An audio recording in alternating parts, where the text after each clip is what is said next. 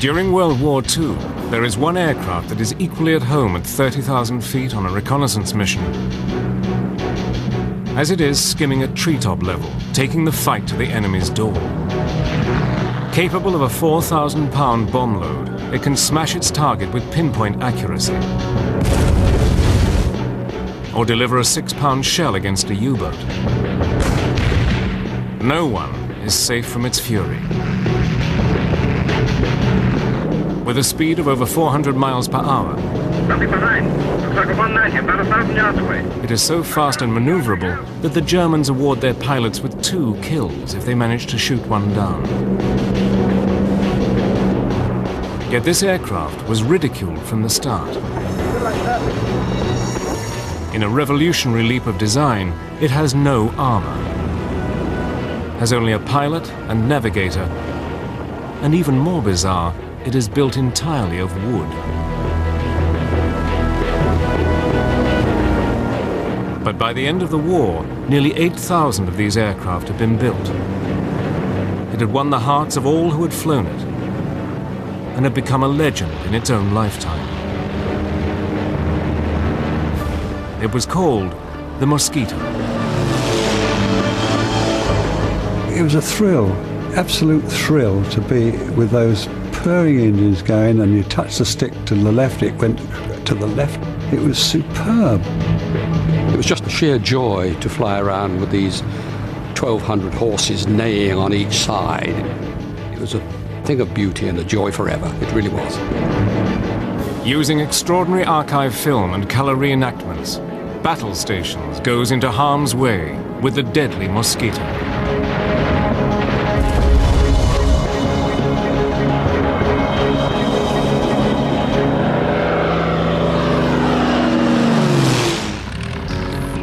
The best aircraft have often also been the fastest. The pursuit of speed has been part of the appeal of aviation from its earliest days. And often it is the most innovative and radical designs that break speed records. The Lockheed Blackbird uses new metals that came out of the space race and flies at over 3 times the speed of sound.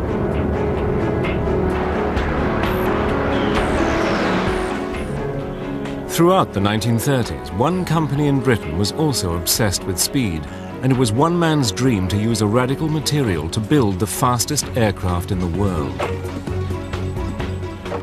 The material was wood, and his name was Geoffrey de Havilland. He was so very determined. Anything he wanted to do, he got on with it and did it. A real leader of people, not by driving them, but leading them from the front. As early as the 1930s, de Havilland knew that lightweight wooden aircraft were the key to greater speeds. In 1934, his twin-engine Comet won the London to Melbourne, Australia air race. With speeds of over 200 miles per hour, the aircraft flew halfway around the world in just 77 hours. A ship would take 4 weeks. From his experience of building the Comet, de Havilland began to have a vision of building a super-fast, high-precision bomber. De Havilland was convinced that with the rise of the German Luftwaffe in the mid-1930s and the terror they inflicted during the Spanish Civil War, Britain would need all the heavy-duty air power it could produce.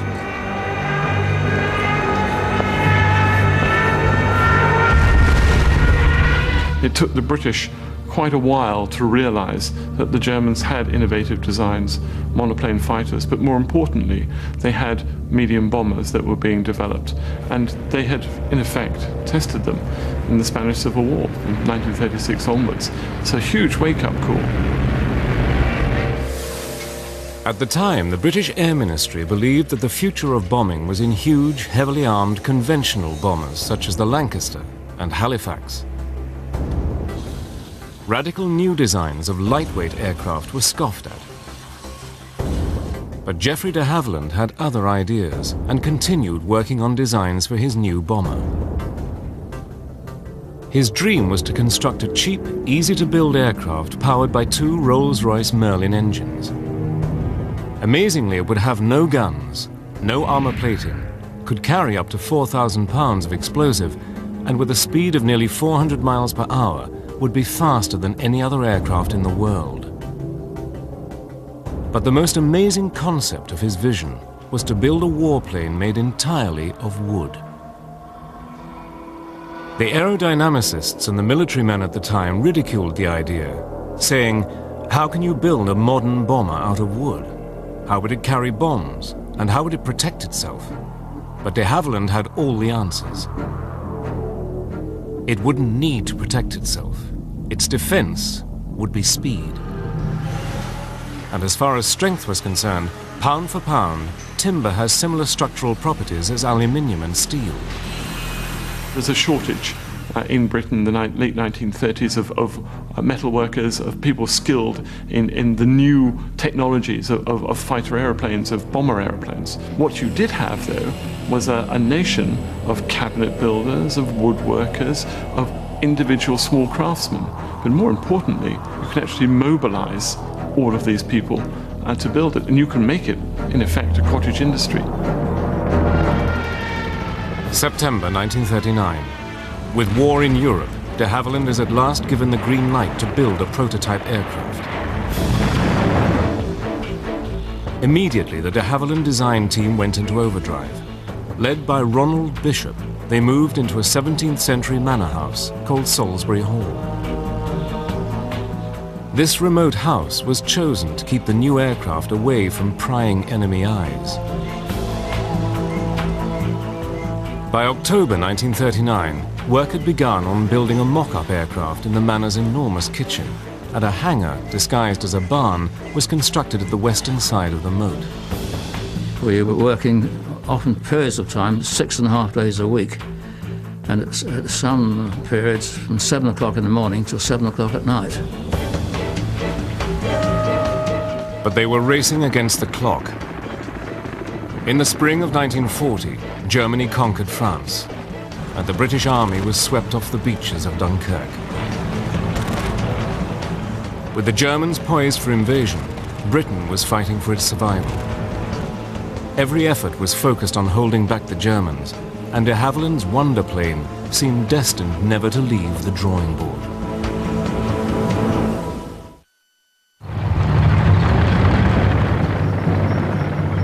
By June 1940, the German army had advanced to the shores of the English Channel and was preparing to invade Britain.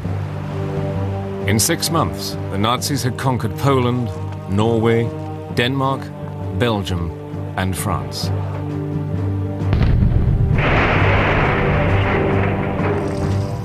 Britain was the only country left to face the onslaught of Nazi Germany.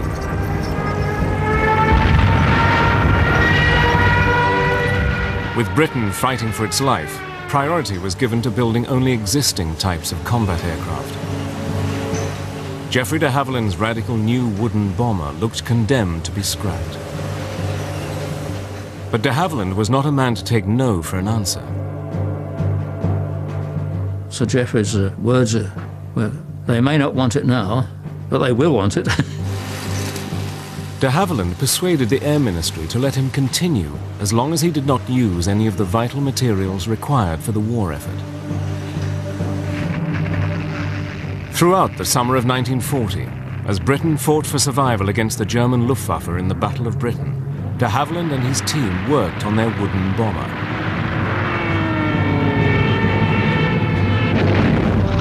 Finally, in December 1940, the aircraft was ready to be shown to the men from the ministry. It would be called the Mosquito. De Havilland had done the impossible. Using scraps from the British military machine, he had created the fastest aircraft in the world. We knew it would fly. We were absolutely confident it would. And the question is how much better than the Spitfire it would be. Of course, we said it would be, and it was. 20 miles an hour faster. The Air Ministry was so impressed with its performance that they placed an order for 150 Mosquitoes. It was an amazing contract for an untried and untested aircraft. It's almost an impossible task. It's a wonderful thing to change from they don't want it And so give us more and more. But it was de Havilland's vision of construction that answered this call and enabled the Mosquito to be built in vast numbers. A plan that was as simple in practice as it was visionary in conception. The aircraft was to be built like a model aircraft, with wood, plywood, glue and screws. Over 400 companies around Britain with woodworking craftsmen would make the various sections. The fuselage would be made in two halves before being bonded together. The wing would be assembled in one piece and then transported to the main factory for the final assembly.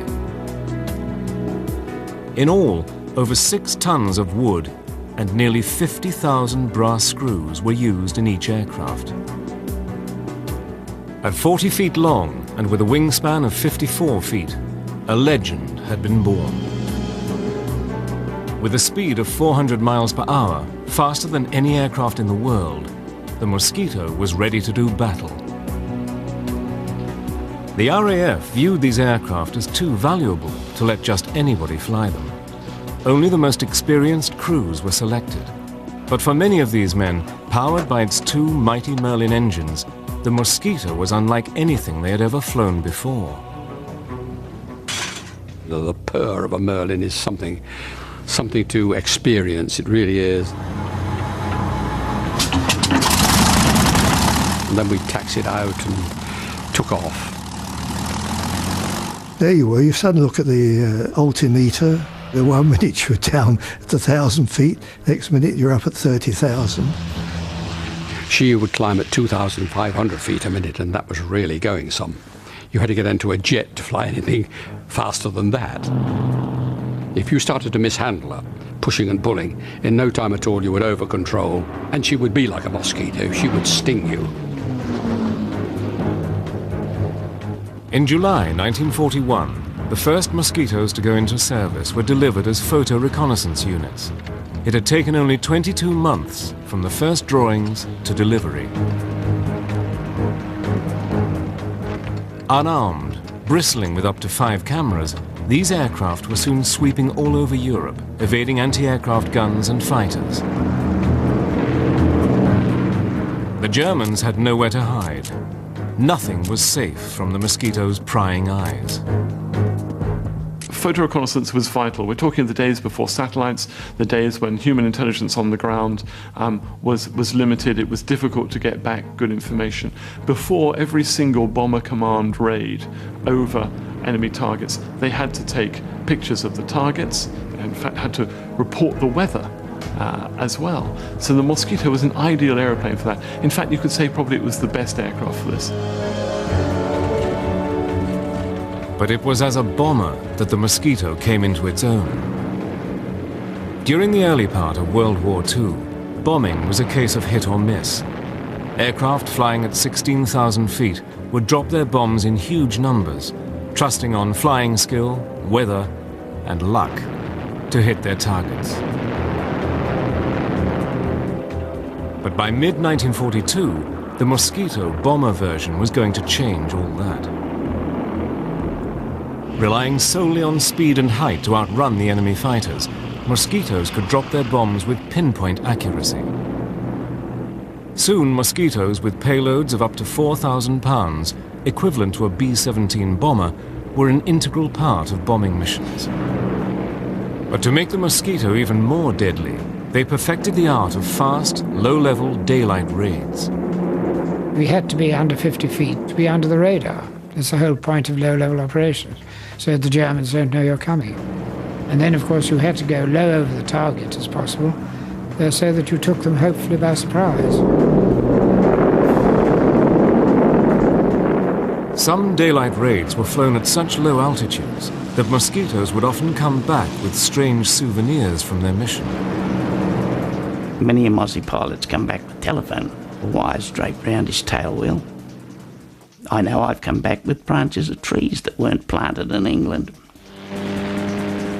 Mosquito squadrons were now becoming more and more daring in their attacks, none more so than the daylight raid against the Dutch Philips radio factory in Eindhoven. Intelligence had discovered that the Germans were using the factory for research into radar countermeasures and had to be destroyed. The raid would bring yet another unusual role for the Mosquito and its pilot. They sent for me 3 days or 4 days before the raid and said, "I've got a special job I want you to do. We've got a cameraman coming up, and I want you to fly with him down the Scheldt estuary, right down as far as Holland itself, and then turn round, come back, taking a film of the route, which we will all be taking to Eindhoven." On December the 6th, 1942, 10 Mosquitoes went for their target.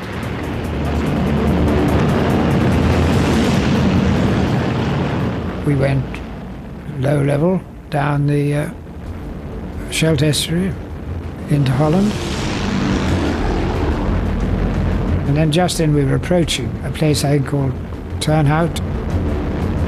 And at that point we had to climb up to 1,000 feet. And then we turned to port, and up came the factory and went down in a screaming dive and dropped our bombs straight into it.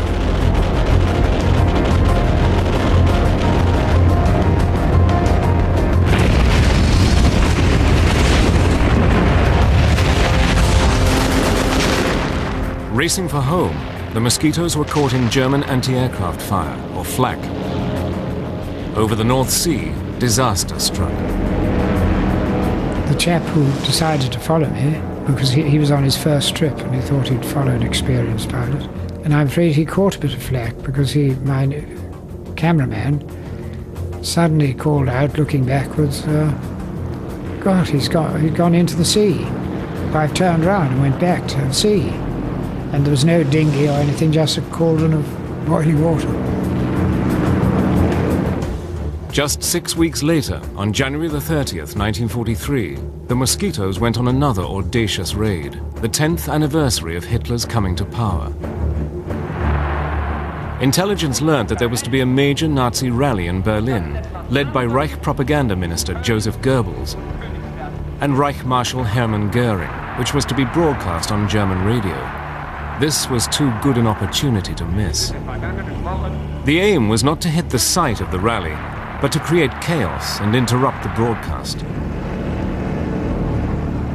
With their speed and range, 3 Mosquitoes hit Berlin at 11 a.m., interrupting Göring's broadcast. At 4 p.m., a second group hit, interrupting Goebbels. For the Allies, it was a major propaganda success.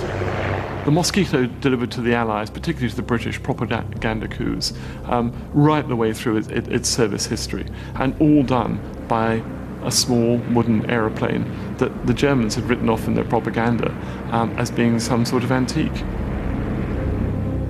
Later, Göring was heard to say, "It makes me furious when I see the Mosquito. I turn green and yellow with envy. The British knocked together a beautiful wooden aircraft that every piano factory over there is building. They give it a speed which they have increased again." But if the Mosquitoes were spoiling Göring's day, the Allies knew that to spoil the Nazis' day, the Mosquitoes were going to have to bomb Berlin again and again until they smashed it into submission.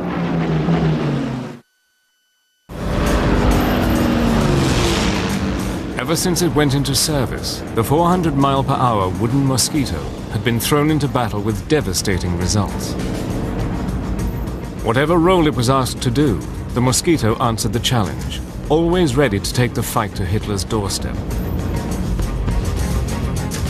By mid-1943, the Mosquito was bombing Berlin on such a regular basis that the missions were known as the Berlin Express. But for the Mosquito crews, nothing was ever just a routine mission. We would take off after the Lancasters, perhaps 2 hours after the Lancasters had gone. And it was at that time that I really felt lonely. It was a very lonely feeling. And it was at that point that you could start thinking about what you were doing. You had to rely entirely on the navigator, who had radar aids and things like that.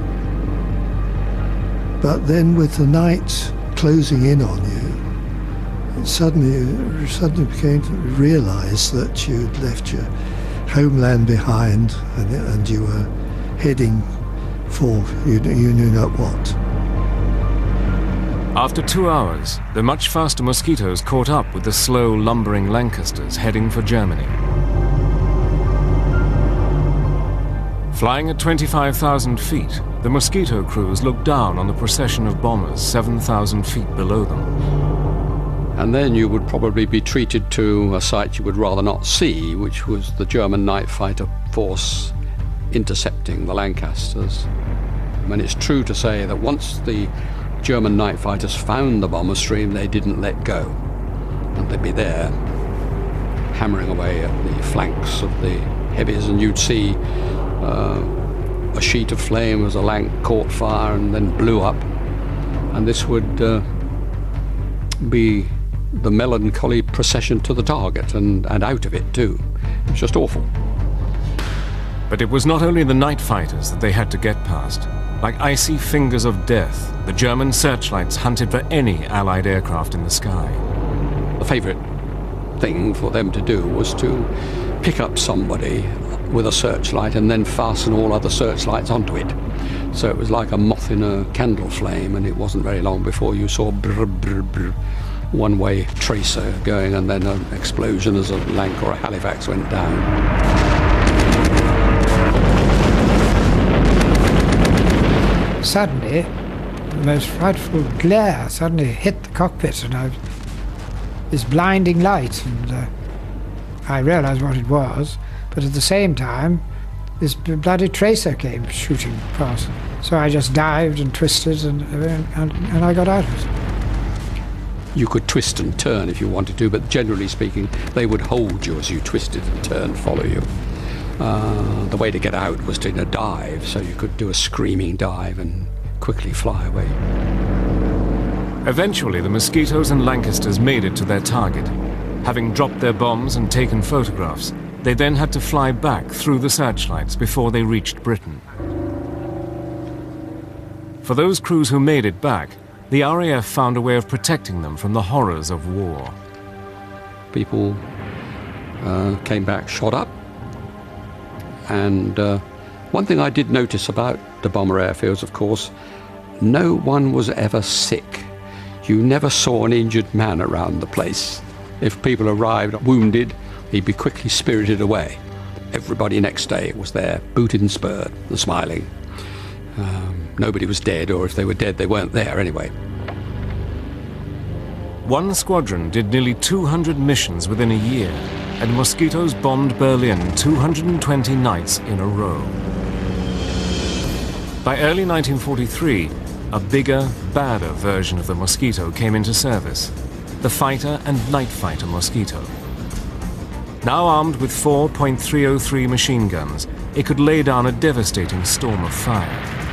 During early trials, it was found that the flash of the guns was so intense that it momentarily blinded the crews. Modifications overcame this, and because of the grouping of the guns in the nose, Mosquito pilots now had a terrific concentration of firepower. Soon these first night fighters were in action, and with their new radar guidance systems were wreaking havoc on German bombers. The timing couldn't have been better. In June 1944, a new devastating weapon hit Britain.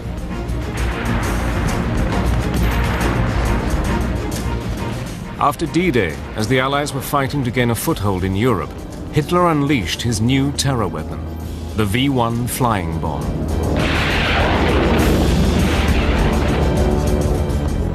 Flying at nearly 400 miles per hour, equal to the Mosquito's speed, and packed with high explosive, the V-1s were aimed at London. Once they exhausted their fuel, they crashed down on an unsuspecting target.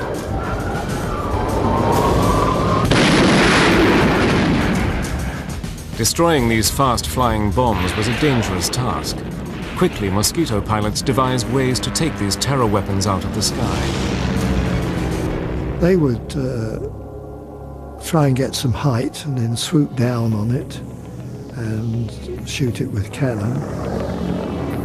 But obliterating a terror weapon could be life-threatening in more ways than one, as one pilot was to find out. And he squirted at it with his cannon, but he was a bit too close and it flew to bits. And a bit of it came in through the front and pierced the dinghy that he was sitting on. It inflated in the cockpit, so up he came off his seat and up towards the roof. But he was very fortunate. He always carried a dagger down his boot.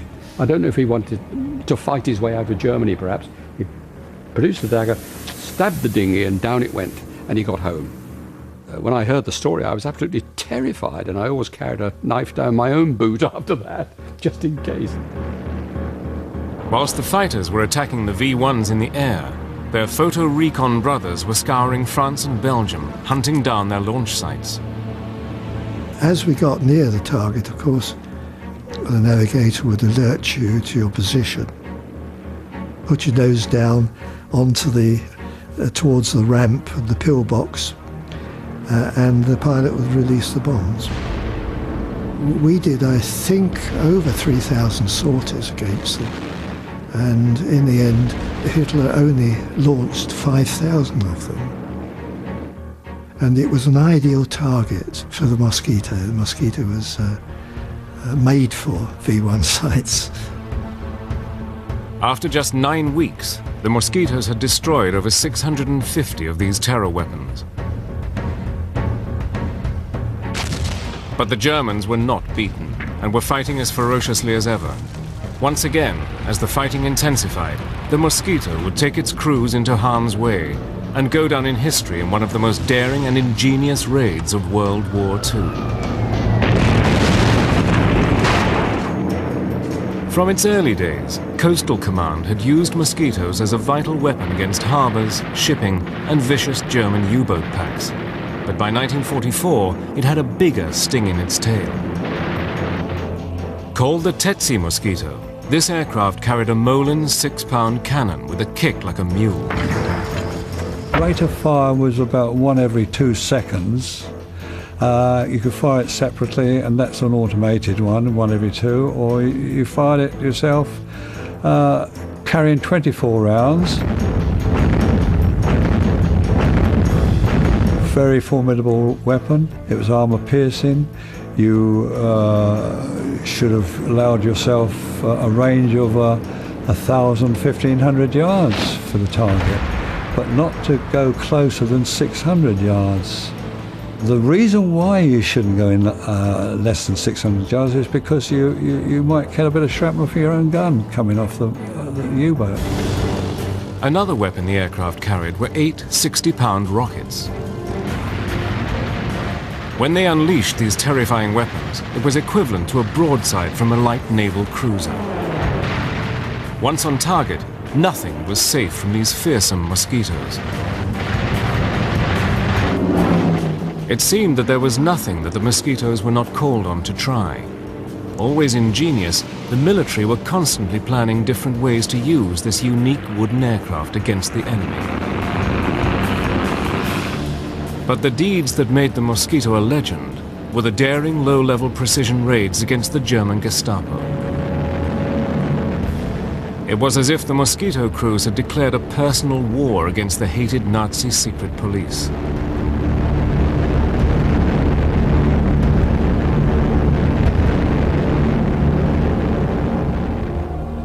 From as early as 1940, the French resistance network had been a major thorn in the side of the German occupation.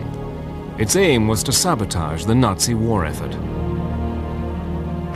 By 1944, hundreds of these resistance fighters had been imprisoned at the notorious Amiens prison in northern France, and word had reached the Allies that on February the 19th, 200 French men and women would be executed.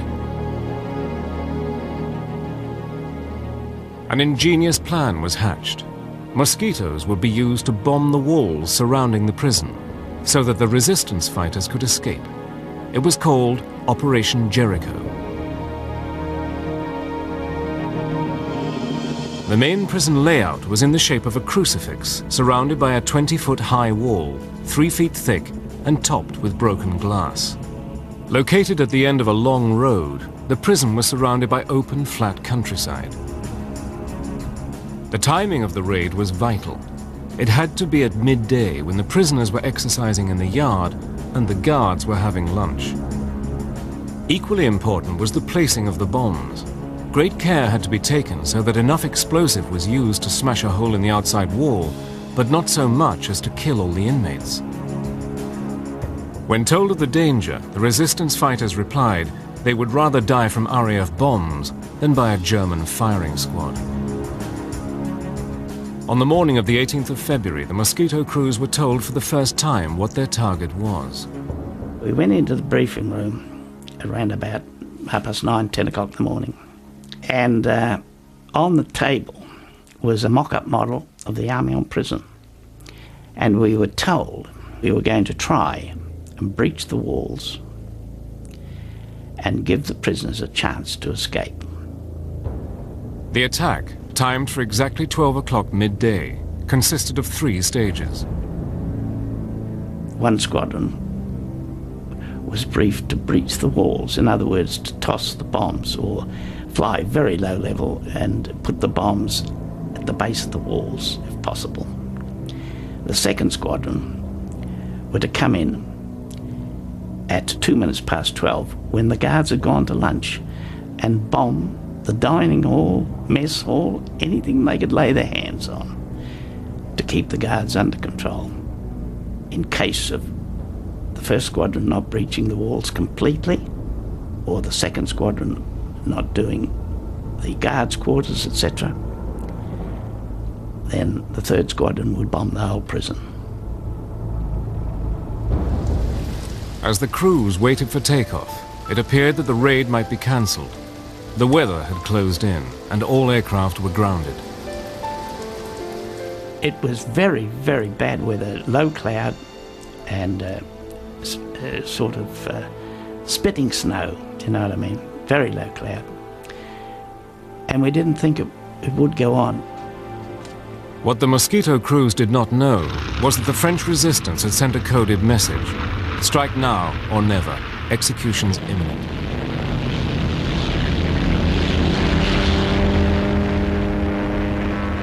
At the last possible moment, and with only 2 hours before the deadline, 18 Mosquitoes armed with a 500-pound bomb load took off in conditions worse than most of the crews had ever encountered. We climbed through the cloud, and above the cloud we just joined up and went back down onto the sea level across to France. Flying in 2 groups, and at almost 0 feet, they swept across the English Channel. Amazingly, as they approached the French coast, the weather improved. It seemed that luck was on their side. When we got to France, it was covered in snow, of course, but it was clear. And we flew around and we picked up the road from Amiens to Albert. Long, straight road. And we settled down for the run in. In the fields around the prison, French resistance fighters anxiously searched the sky, waiting for the Mosquitoes to help their comrades escape. We could see the prison ahead. And we got down very, very low indeed. And we were coming down to around about 190, 180 knots. With only minutes to go, and with the Germans completely unaware, the Mosquitoes neared the prison. We opened our bomb doors about a mile from the prison, flying at about 10 to 15 feet. And we had to pull up to go over the walls. We'd let our bombs go, and they went through the base of the wall. I turned to starboard, and as I looked down, I saw the startled face of the machine gunner in the little cupola on top of the prison. We looked at each other, I suppose, and then I was down onto the deck in loose formation following the wing commander. The raid was a success, and the Mosquitoes had pulled off an amazing feat of courage. 255 prisoners escaped, but 37 were killed, along with 50 German guards. The Gestapo were vicious in their revenge, and 260 prisoners were killed in reprisal. The raid was a wake-up call to the Germans. As far as I can see, this was a brilliant piece of precision bombing. The first flight took out the walls, blew in the doors, allowed people to escape. The second flight took the walls down. In fact, they didn't need the third flight. I think it was a startling success because it would have demonstrated to the Germans that the Royal Air Force could place bombs wherever they wanted to across occupied Europe. The Mosquitoes continued to carry out their unique style of war against the Germans. It was a period that would see them operating deep inside occupied Europe. Using technology that was years ahead of its time, they hunted down the Nazis. No one was beyond the reach of the Mosquito. Throughout the long and bloody conflict of World War II, the 400-mile-per-hour wooden Mosquito was always at the front of battle, always taking the fight to the enemy. But it was the Americans that came up with yet another novel use for this versatile aircraft. Late in 1944, the OSS, the Office of Strategic Services, a forerunner of the CIA, took over 5 Mosquitoes to work with their agents in occupied countries. Because the war was moving so rapidly, intelligence was having a hard time knowing exactly what the enemy was doing. Only agents behind enemy lines could supply this information. It was vital that these agents got this information back. Using Morse code was no good, as the Germans could easily detect it. Something else had to be found. 2 American scientists had developed a transmitter that enabled an agent to talk to an aircraft. Called the Joan Eleanor system after one of the scientists' wives, it was an early version of the mobile phone. By transmitting on a waveband so narrow, the Germans could only detect the agent if they were within 50 feet of him. But the ingenious part of this plan was the Mosquito. With its speed and height, it could fly undetected along a predetermined 150-mile line, listening for the agent's message. Deep inside the Mosquito was an OSS operative. Within the fuselage, there was hardly enough room to move, and I was sitting almost on top of a big fuel tank. The petrol in there would expand and would come out on a special valve, and I could see it down there bubbling. And that was petrol. When you switched on your suit, you always expected a spark, boom. But we were so high that there was very little oxygen in the air. When the Mosquito got to the area, the OSS operative would begin calling the agent. This is 5278, 5278, calling Z313131, and then wait for him to say, yes, I'm here, and give me the answering code. Sometimes the Mosquito would fly along the designated route for hours on end before the agent answered. When you heard them, it was exciting. It was, look, I've got him, finally. Confirmed who he was, and his short messages would be such and such a unit is there, and they're going west on highway number so-and-so, and it's 2 battalions or whatever it is, and and we could get it back in 3-4 hours. But many times the agent never answered. Sometimes they could not find a safe place in which to send their message. Sometimes no one ever knew. Well, when time was up, the pilot knew just how much petrol we had, we'd turn around, go back. The Mosquito had for a long time been the weapon of choice as a pathfinder for the bombers. But as a low-level marker, it was second to none in helping annihilate the German war machine in France. To enable precision bombing and to reduce civilian casualties, the Mosquito would fly with the squadrons of heavy bombers. As As they neared their drop zone, the bombers dropped flares which illuminated the sky, and the Mosquitoes dived down to identify their individual targets. So 4 of you were coming in, and the rule was that the first one who saw it called tally-ho. Just that. You then positioned yourself and dived on one end of the target. And when you judged that you were at the right position above the ground, which was probably at about 1,000 feet, you were coming down at quite a speed after all, you pressed the button and away went 4 500-pound markers. And down they went, and made a great blob of red on the ground. You got the hell out of it. Only when the target was ringed in red marker bombs would the Mosquito leader call up the oncoming bombers. But one of the Mosquito's most demanding roles was that of interdiction, the cutting off of enemy supplies. Nowhere was this more graphically demonstrated than in the days leading up to and after June the 6th, 1944, D-Day.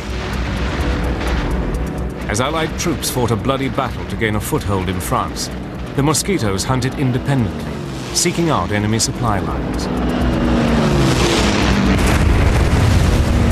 Trains we preferred to attack because they were always carrying war material or reinforcements for the front. Sometimes you could attack a train going into a tunnel, and you'd get the other end of the tunnel and wait for it and shoot it up as it came out. It was fun, really, shooting up trains. During the month of June, Bomber Command flew over 15,000 raids in support of the Allied invasion forces, and by the end of 1944 had helped drive the Germans back into their own country. Finally, on May the 2nd, 1945, 2 days after Hitler's suicide in Berlin, 126 Mosquitoes took part in the last raid of the war in Europe. Their target, the German port of Kiel. Within 2 hours, the city was reduced to rubble, a grim legacy to the destructive power of the wooden wonder. The aircraft that had been seen as some sort of joke when first designed had grown of age. It had become one of the most feared and lethal killers of World War II. Over 7,700 had been built, and over 40 different variations had served in all theaters of the war. To the men who had flown it, the Mosquito was second to none. It was a love affair, and I thought, well, when I finished flying, that was it. I never flew another aircraft again after the Mosquito, never. It's wrong, really, to say it was a legend, because the legend suggests it wasn't real, and the Mosquito was certainly reality. But it was a lovely aircraft, beautiful aircraft to look at, marvellous aircraft to fly. Well, in many cases saved my life, but I mean, I think the Wooden Wonder, it's been used before, but I think the Wooden Wonder really sums it up. It was.